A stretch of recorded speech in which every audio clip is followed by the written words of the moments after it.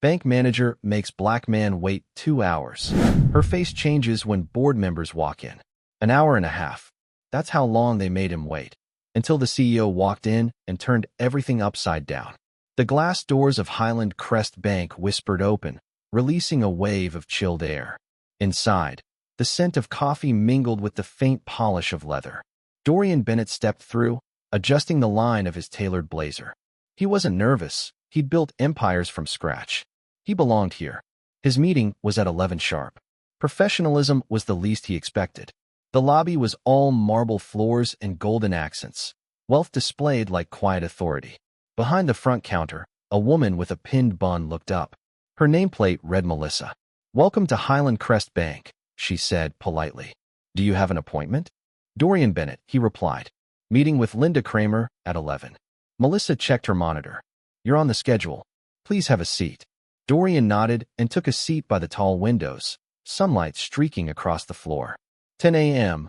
Early, as always. Minutes passed. 11:05, 11:15, then 11:30. Others came in, greeted warmly, and were escorted straight through the frosted glass doors, some with no appointment at all. Dorian kept watching, calm but alert.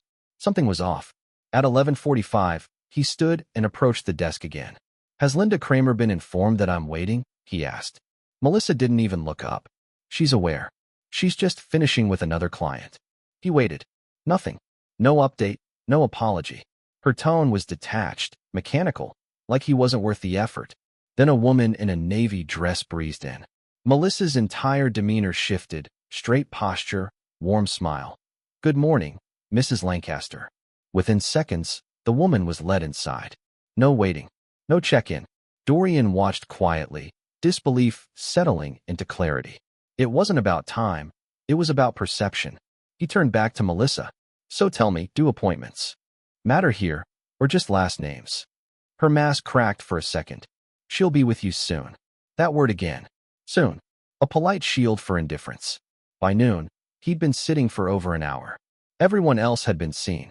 He alone was still waiting. He heard a teller chatting nearby. "She doesn't even need an appointment. You know how it is. Mrs. Lancaster always gets exceptions."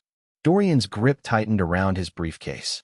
He stood, calmly, decisively, and walked straight past the desk. "Sir," Melissa called, but he didn't stop. He pushed through the frosted doors and found Linda Kramer at her desk. Alone. Not in a meeting. Typing. She looked up, startled. "Mr. Bennett, you should have waited to be called." "I did wait," he said evenly. She forced a smile. "Apologies, we've been busy today." "Busy?" Dorian asked. "Because I watched 6 people go in before me, some without appointments." "There must have been a miscommunication," she murmured. He didn't reply. The silence said enough. Trying to move on, she flipped open a folder. "Let's discuss your loan application. Your finances are solid, but given current conditions, we'll need more assurances." She stopped mid-sentence. The door opened, and 3 men entered, executives. The kind who didn't need introductions. And leading them was someone Dorian knew well, Richard Langford, CEO of Highland Crest Bank. "Dorian." Richard's face lit up. "What the hell are you doing here?" Dorian stood and shook his hand.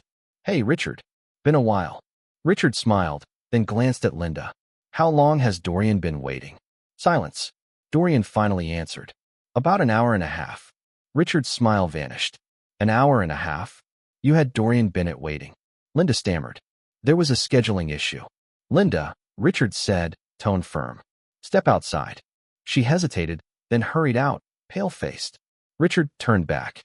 "This isn't how we do things here." "Seems like it is," Dorian replied quietly.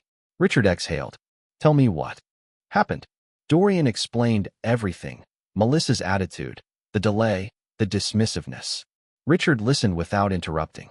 The other executives stayed silent, their faces tight. When Dorian finished, Richard leaned back, shaking his head.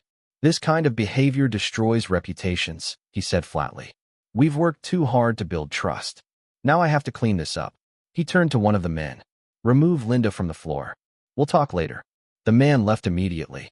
Then Richard picked up Dorian's loan file. He skimmed it for less than a minute before saying, "This should have been approved hours ago. Fast track it. I want it signed by end of day." Dorian raised an eyebrow. "Just like that?" Richard met his eyes. You should have had it 2 hours ago. I'm fixing the mistake. Dorian smiled faintly. He understood. It wasn't generosity. It was damage control. But he wasn't letting it slide. I'll accept the approval, Dorian said, standing. But fixing this for me doesn't fix the real problem. Richard nodded slowly. You're right. And I'll make sure it's addressed. Dorian left the office. Melissa's confidence had vanished. She couldn't even meet his eyes. Outside, the summer air hit him like a wave. The bank looked pristine from the street, polished glass, shining marble. But Dorian knew better. The cracks were there now, beneath the surface. This wasn't just about a loan. It was about something far deeper, about respect, equality, and the invisible hierarchies that decided who mattered. But not today. Today, someone had to answer for it. And the next time Linda Kramer saw her appointment list, she'd remember his name and the mistake she made. His phone buzzed. A message. Loan approved. A slow smile spread across his face. He slipped the phone into his pocket and kept walking, sunlight gleaming off his briefcase. Respect isn't given. It's claimed. And today he claimed his. If you've ever sat in that waiting room, overlooked, dismissed, or ignored, remember this. You don't need permission to be seen. Take your seat at the table. And when they make you wait, make sure they never forget why that was a mistake.